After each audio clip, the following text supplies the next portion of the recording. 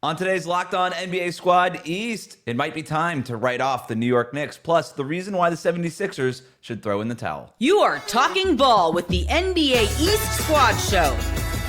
From the Celtics to the Bucks, the Knicks to the Heat, and everyone else in the East. The local experts of the Locked On Podcast Network bring you all the scoops, breakdowns, and the most comprehensive look at the Eastern Conference. Trash talk and big takes included. No holding back, we're giving the green light. It's time to talk NBA East. Welcome to the Locked On NBA Squad Show East. My name is Wes Goldberg, host of Locked On Heat. This is the Squad Show where we take over the feed of your favorite Locked On show, and it's an open invite for any host to join and talk about anything that they want in the NBA's Eastern Conference. Joining me today from Locked On Celtics, we have John Corrales, Locked On Pistons, Ku Khalil, and from Locked On Magic, Philip Rossman-Reich. Guys, we're going to get to a lot of different things, open flow conversation. We can kind of take it everywhere we want here today. But we have to start with the Knicks, who again lost to the Celtics over the weekend. They've lost to another winning team. By now, we all know the struggles that the Knicks have against the top teams. But John, I want to start with you because you watched that game very closely, covering the Celtics side of it. When you watch that game, is this just a matter of teams like the Celtics and the Cavaliers and these teams that the Knicks are struggling against? Is it just a matter of them just being better and that's it? Or is there something specific going on with New York that maybe you're noticing? I think the problem with New York is the defense just isn't good enough. And that they're not able to stop anybody. And it's different with different teams, right? Because I think the Celtics are uniquely built and they take advantage of the Knicks' weaknesses in a little bit of a different way than the Cavs might take advantage of the weaknesses. But still, when they go up against a good defensive team, they struggle. It's tough when, Jalen Brunson is amazing and all of that stuff, but he's still a smaller guard. And when you go up against a team with size, if you can maintain some of that size at the rim, which both of those teams do with double big lineups, then that does change some of the dynamic. The Knicks are very good at feasting on the bad teams. They're very good at taking advantage of when they do get situations presented to them, like even against the Celtics, when the Celtics kind of let up and they weren't playing at their best. The Knicks are good enough to take advantage of that and take 23 points off a 27-point lead. But when those good teams really ramp up their defense, it's tough. It's tough for the Knicks, and they have so many weaknesses that can be attacked, whether it's Brunson's size or Karl Anthony Towns being pulled out to the perimeter. Other teams are able to score on them fairly easily, and they're not able to answer the way a team built around their offense should. Yeah, and I think Knicks fans a lot will just point to, well, we got Mitchell Robinson coming back, and he's going to be available for the playoffs, and I just don't see a world where that's the only solution. He can help, but I don't think he's going to be the only solution. There's going to need to be other things that they figure out. What do you think, Ku? Yeah, I know that they were dealing without OG for a while there. He missed a few weeks. I know he just came back. The Knicks are in a position with me where it's kind of hard to, they're clearly the third best team in the East, I think, but they're not going to be better than the Cavs or Celtics. And I don't think Mitchell Robinson coming back, OG Anunoby getting back to full strength, them getting chemistry with those two guys when eventually they play longer minutes with each other. I don't see any world where they are just better than the top two teams. I think they're kind of just in this position where they're a really good team, but their ceiling's kind of capped because of the teams that are ahead of them. I don't think that they're worse than the Pacers, or I honestly think they're still better than the Bucks still. I just don't think that there's nothing much they can do this year to really get into that top two seed with the Bucks or Cavs. I don't think or not Bucks, the Celtics or Cavs. And I don't think that they have much of a chance against them in the playoff series either. So they're kind of in this, they're just stuck where they're at. There's no way to really get up. Yeah, I kind of feel like the Knicks, Celtics, and Cavs kind of play this very similar kind of spread offense type style.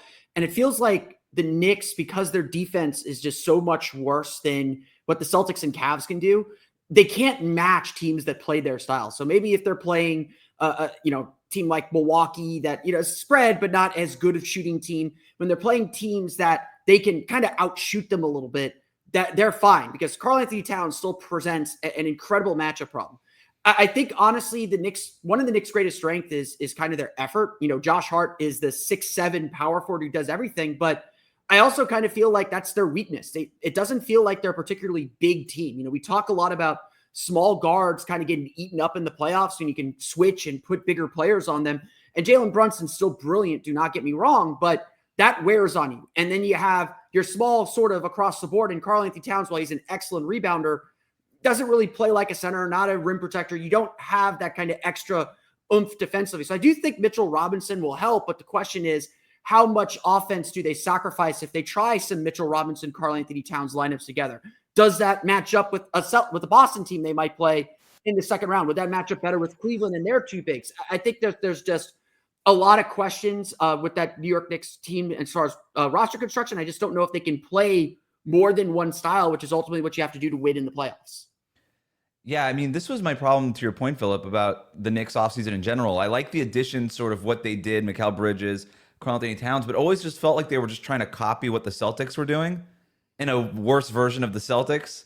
It's like we know Van Halen with David Lee Roth, but nobody ever really remembers the other singers. It's like okay, like it kind of sounds the same, but it's not exactly the same thing. And I just don't think you could beat the Celtics, who are the team to beat in the East. I don't think you could beat them playing their style, letting them set the terms of engagement. I always kind of liked, and I'm not this take probably aged poorly. Like I kind of liked what the Sixers did a little bit more, because I think the only way to break the Celtics is to just do it with a hammer. Just beat them in the inside, beat them with physicality. Obviously, the Sixers are not going to do that. The Bucks have been up and down, but they're the other team that kind of projects that way. But I just never thought, even if the Knicks are a better regular season team, that they'd be able to stand up against the Celtics. Like there was never a pathway to beating the Celtics in a 7-game series in the playoffs. And then you add the fact that Karl-Anthony Towns is having a career year. I think this is the best offensive season he's ever had. I don't even think it's close. Defensively, he's still just not a rim protector. And he's never going to really be that. He's been a little bit better than people expected, but he's still not good.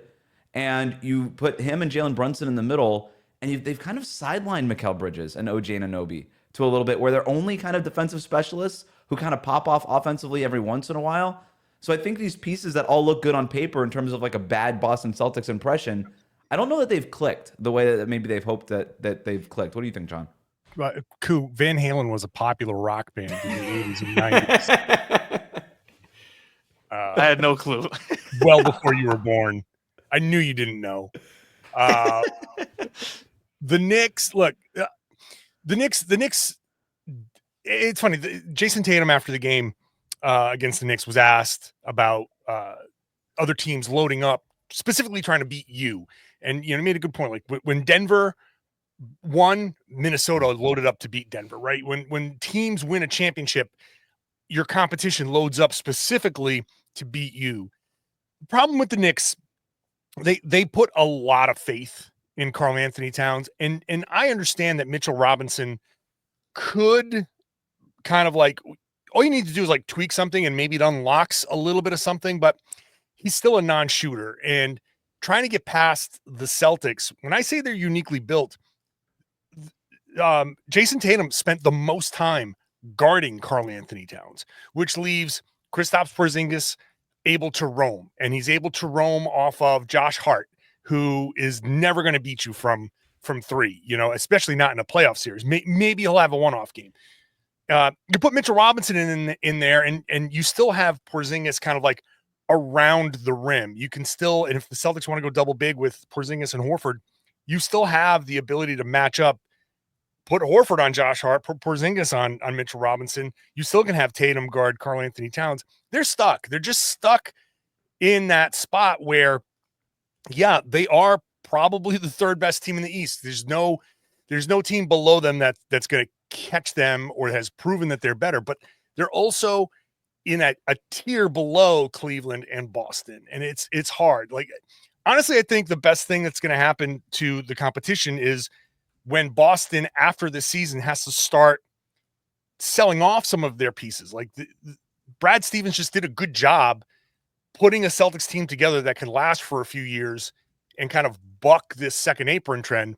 Once Drew Holiday goes away and Drew Holiday can guard bigs, they have this unique defensive style that allows them to match up against the Knicks and do like things that look stupid, Like put Karl Anthony Towns, put Drew Holiday on Karl Anthony Towns for some possessions, or put Holiday on Joel Embiid, which they've done, and it's worked because of the way the Celtics can kind of finagle their defense behind it. So the Knicks can't do anything. Mitchell Robinson can't do anything. Like they're not going to get past the Celtics this year. The hope for New York is Holiday goes away. The Celtics have to remake their defense a little bit. You rely more on Peyton Pritchard, who is a place you can attack because he's smaller, and slowly weaknesses start to kind of work their way in to the Celtics lineup, where it's not about this year for New York. This is kind of like a test year for New York. You make a couple more moves this offseason.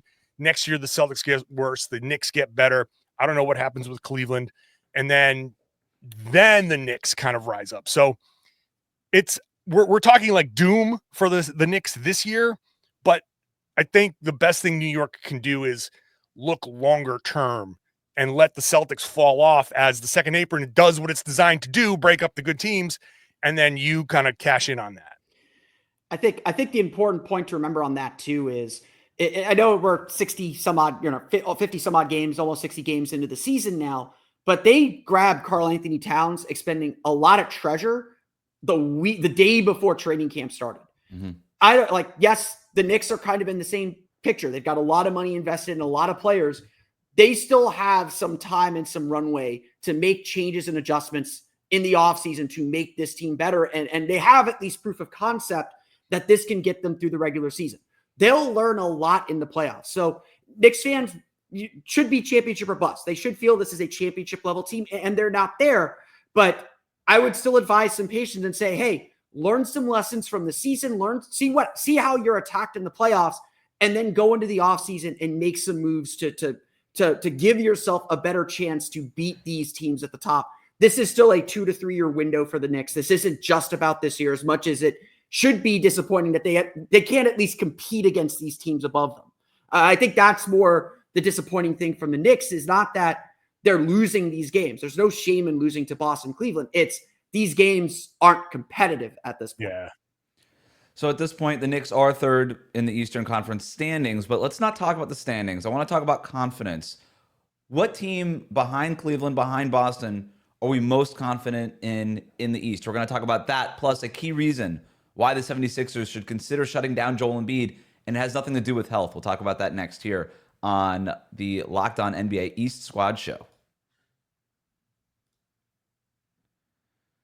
Today on the Locked On NBA East Squad Show, it's presented by DoorDash. NBA fans, get ready. They swoosh, you save, thanks to Dash Pass. Every time a player drops 50 or more points in a game, you score a huge deal the next day. It's simple. When any player scores 50 or more in a game during the 24-25 NBA regular season, Dash Pass members get 50% off an order up to $10 off the next day from noon to midnight. Here are a few ways that you could take advantage of this great deal. Game day feast. After an epic 50-point performance, celebrate by ordering wings, pizza, or burgers from your favorite spot delivered straight to your door. Or late night cravings, whether you're staying up watching highlights or just need a midnight snack, use Dash Pass, I keep screwing that up in this read, to grab something delicious while saving big. If you need lunch on the go and need a quick and easy lunch for the next day, with Dash Pass, you get your favorite meals with $0 delivery fees and reduced service fees. Plus, now you save even more with this exclusive NBA offer. Planning to catch the next game? Order your go-to snacks and meals at a discount and get ready for more high-scoring action. So sign up for Dash Pass and be ready to save. When any player scores 50 more in a game, Dash Pass members get 50% off any order the next day, up to $10 off. Just use the promo code NBA50 from noon to midnight. After a 50-point game on eligible orders at participating merchants, must have an active Dash Pass account. Terms apply. Visit DoorDash to learn more. Thanks again for making Locked On NBA your first listen every day. We have a daily Locked On show, which covers your favorite team. Check the link in the description to find a show that covers your team every day. We're joined by the East squad here. Just got done talking about the Knicks. I don't want to look at the standings. I want to judge your confidence in some of these teams in the East. Not necessarily that they're going to beat Boston or Cleveland, because it just feels like those are the top two teams in the Eastern Conference, and we feel like destined for that to be the Eastern Conference Finals at the very least. But in terms of your confidence in some of these other teams in the Eastern Conference, is there any team that stands out in terms of Yeah, you know what? In a 7-game series, maybe I do feel like this team has a 10% chance of knocking off one of Cleveland or Boston. Or is this just at this point, it's Boston, it's Cleveland, we're done here, wrap it up, barring injury. That's going to be our Eastern Conference Finals. Indiana. Sell it.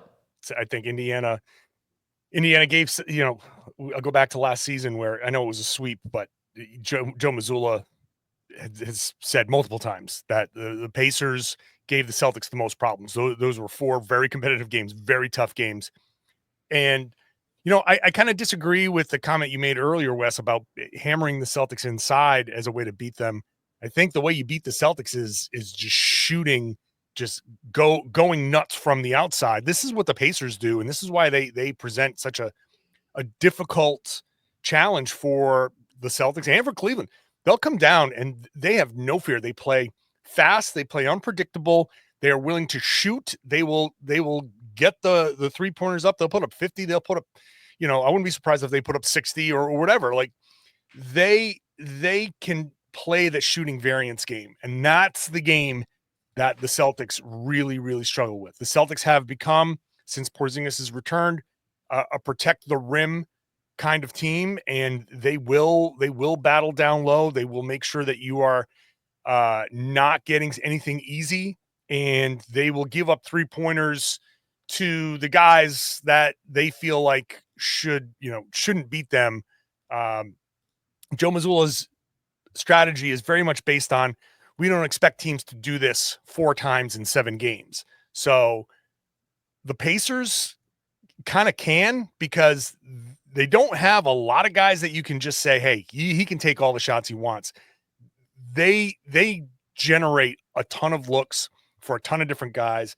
Any one of those guys can get hot, and the shooting variance can hit, different players, different nights. It's very difficult to defend. And I think they're kind of like helter-skelter kind of offense is exactly the type of thing that the Celtics definitely in the Cavs. Celtics and Cavs defense is great at when you are predictable, like the Knicks are. They can shut you down. When you're unpredictable, it's just so much more difficult. And that's why the Pacers, even though they're not quite as talented as some of these other teams, are incredibly tough to beat. John, to your point, like they have a style of play advantage, right? And maybe it's not the talent advantage, although Siakam and Halliburton are awesome players, but there's 3 teams in the East that have a winning record against teams with a top 10-point differential, according to Cleaning the Glass. It's Boston, it's Cleveland, and it's Indiana.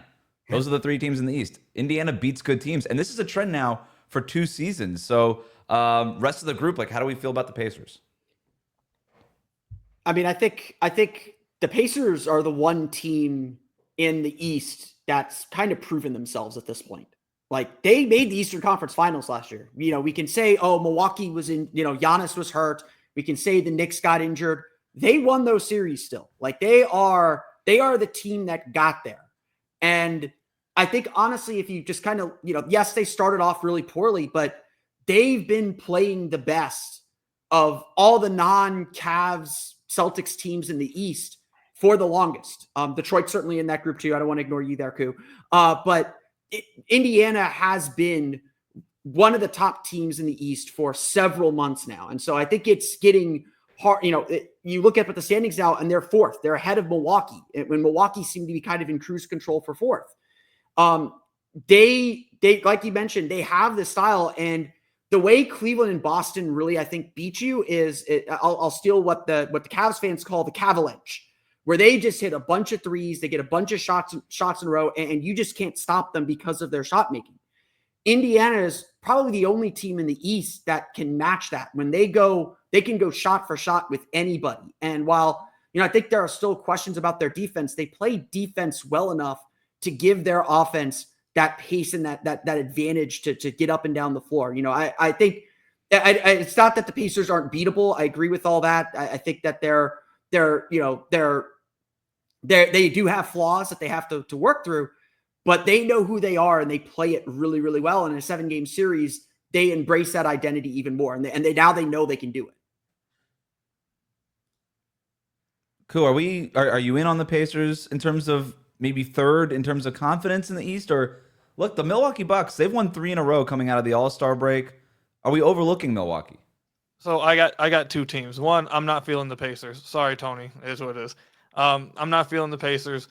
I think it's clearly the Bucks that you should have the next most trust in, simply because they're going to walk on the floor and feel like they have the best player in any series they play in. And at the end of the day, that's how you win in the NBA. You win with stars. And Giannis, it feels like for like the 100th straight year, we're saying he's having the best year of his career. I'm sure he's walking onto any court he plays on that doesn't have Nikola Jokic on the floor. And even when it has Jokic on the floor, saying, I'm the best player on this floor, I'm going to impact the game on both ends of the floor that no one else can do.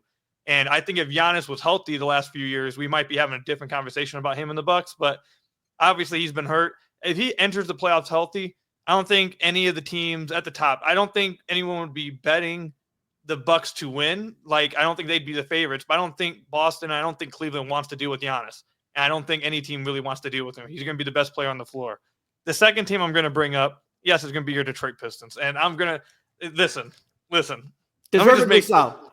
Let me go ahead and make the argument here. I'll say this too, right outright. If the Knicks get the Pistons in the first round, they should be scared, because Cade Cunningham's walked into Madison Square Garden the last 2 times and busted their and got them a win in both times in Madison Square Garden. Since January 1st, there's only 2 or 3 teams with more wins in the NBA than the Pistons: the Cavs, the Thunder, and the Nuggets. They have the same amount of wins as the Boston Celtics. They have more wins than the Indiana Pacers. When you look at their offensive rating, they're the 10th best offense in the NBA since January 1st. The Pistons also at the 5th best defense in the entire NBA since January 1st. They are overall net rating 7th, actually completely tied, exactly tied with the Pacers at plus 5.9. I think the Pistons, at this point in the season, Asar Thompson is developing at a point where he probably feels like he's the best defender in the NBA, which he just interviewed about last week. He feels like he's the best perimeter defender in the NBA, him and Dyson Daniels. You got the improvement coming from Jalen Duren on both ends of the floor, tagging along with Asar being injected into the starting lineup. Everything completely changed once Asar was brought into the starting lineup January 1st, and that completely correlates with why they're playing so well. And I'll go ahead and make this argument for Cade. He won't say it because he's too humble, but I'll say it now. Cade feels like he's going to be the best player on the floor in any series he takes that isn't against the Boston Celtics. He's going to feel like he's better than Donovan Mitchell. He's going to think he's better than Evan Mobley. He's going to think he's better than Jalen Brunson. He's going to think he's better than Cat. And he has a damn good argument for that as well. Let me just read you guys his numbers real quick in the month of February. 27.6 points a game, 11 assists a game, 5.6 rebounds a game, a steal a game on 48, 37, 94 shooting splits. If you look at what he's doing on the year, no one in the NBA is being asked to do more in the NBA. There's not many, like 5 players maybe in the NBA that you can come up with that are being asked to do more than Cade Cunningham is, and he's leading this team the way he is, and how much better they're playing since January 1st. They've already beaten the Knicks multiple times at their home. They've beaten the Indiana Pacers in the in-season tournament. Boston and Cleveland, look, it's going to be hard, okay? I don't think anyone really has a chance against those teams, if we're going to just keep it a buck. I don't think any team has a chance against those teams. And Boston specifically is really going to cause matchup problems for just about anybody they go against in the East. They're just a special team. I think they're going to win back-to-back. But if there's another team that is not in the top 2 that should be considered scary, it's the Pistons. They're playing as like a top 5 NBA team since January 1st. Danny Cunningham from Locked On Cavs just joined us. So little update, Danny. We're talking about the 3rd best team in the East, according to our confidence kind of scale, not necessarily according to the Eastern Conference standings. We've already ruled out the Knicks, it sounds like. Who's out here talking about how Cade Cunningham thinks he's better than Donovan Mitchell? Go wild, Danny. Tell him why he's wrong. Wrong. I listened to everything Ku just said, and it all sounded super familiar to things that I was saying about the Cavs like 2 years ago with the guy that is coaching the Detroit Pistons, coaching the Cavs, talking myself into them beating the New York Knicks in a series coached by Tom Thibodeau. And I'm not saying that the Pistons couldn't win that series. I'm not a believer in the Knicks. I don't think that there's any team below Boston in the standings right now that is worth having confidence in. Like, that's where I guess that word loses me with this argument, just because it's not that the Pistons are a bad team, but I think that they're going to be at a coaching disadvantage in a lot of postseason series. Cade's awesome. He's a fantastic player, but he's also never stepped foot in a game that matters in the postseason. And until you do that, because the game does change, like it is a very different atmosphere when you're in a postseason game. It's not to say that he can't or won't. But until you do that, like, you don't know exactly what you're going to get. It sounds an awful lot like the 2022-2023 Cavs. Like, Donovan Mitchell that year, I think, finished 5th or 6th for MVP, probably a similar spot to where Cade will finish this year. It was a team that didn't have a ton around Donovan because Evan Mobley wasn't what Evan Mobley is right now. Him and Darius Garland hadn't quite figured it out yet. And I just see a lot of similarities between those two teams. Can we all just keep it real? Like Danny said it. There is really no argument for anyone outside the top two. Can we just like be real about this? Yeah. Like, Yeah. John and I both watched the New York Knicks up close this weekend. They were in Cleveland on Friday. They were in Boston on Sunday. And just sitting there watching that game, it's so difficult for me to see a world where they would not see the Cavs in the playoffs, because I think the top 3 is pretty locked in terms of who's going to be where in seedings. So they're not going to be Boston, but say they did find a way to beat Boston, say everybody for the Celtics got hurt. I just don't see a world in which they'd beat a healthy Cavs team. I don't see a world in which they'd beat a healthy Celtics team. And then you go on and on down the list. Like, could the Milwaukee Bucks maybe do it because they have Giannis? Sure. But I have a lot of doubts about that team. And yeah, they've won a few games since they made a trade for Kyle Kuzma, but they've also beat some pretty bad teams in doing so. Like, it's not as if they've run through a gauntlet of opponents. Now, if we're talking about them at the end of the month of March, the same way we're talking about them after they've won 3 straight games against bad teams, okay, different conversation, because their March is brutal. But until then, I'm very much in wait and see mode, and I'm out on everybody else. So we all kind of agree then at the top of the East. Let's go to the other side of the Eastern Conference. Let's go to the bottom of the Eastern Conference. We're going to talk about the Philadelphia 76ers now, who are reevaluating their options with Joel Embiid in his leg. And Embiid has not looked right all season long. He's a complete zero defensively. He could still get the points every once in a while, but he's basically doing that thing where he runs from free throw line to free throw line and not much else. And when I say run, that's a generous description of what it is that he's doing out there.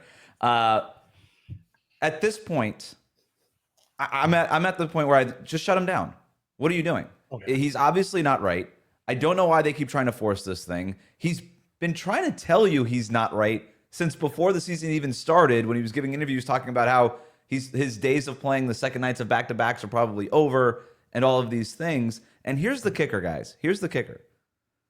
The 76ers, by losing over the weekend, have slipped to the 6th worst record in the league. Their pick is currently, their first-round pick is top 6 protected. If it falls outside the top 6, it goes to the Oklahoma City Thunder, just like all the other picks go to the Oklahoma City Thunder. But the Thunder own every pick at this point. They own every pick. There is a real argument to be made in this draft. The 76ers shut Embiid down, not just for his health, but to maybe go land a difference-making player that it feels like that they need, which is kind of crazy considering where we were talking about this team, over the summer. Anybody, I can't imagine that anybody here disagrees with me. No. I mean, the play-in is not worth it for them. There's just no benefit to going through the play-in. Like, could they pull a Miami Heat? No, they can't. No. Like, I'm not even gonna pretend that. No, they can't. They can't. There's no reason to. And just like the way they lost to Brooklyn, the way like the Brooklyn Nets are actively trying to tank, and they're my pick to get the 10 seed. I don't think they are anymore, but they're my pick to get the 10 seed because Chicago doesn't want it and Philadelphia certainly doesn't want it. They're a game and a half out now. It's getting pretty dark out there for Philadelphia. Listen, more than anything, I think Philly really only has one season left to try to make this work, because beyond next season, I don't even think Joel Embiid has much left to give. Like he's basically almost done, right? He can't stay healthy anymore. If I was a Philly fan, I'd be pissed off that he decided that he needed to play in the Olympics. Once again, he makes it all about him, and he doesn't truly care about doing the things necessary to win a championship.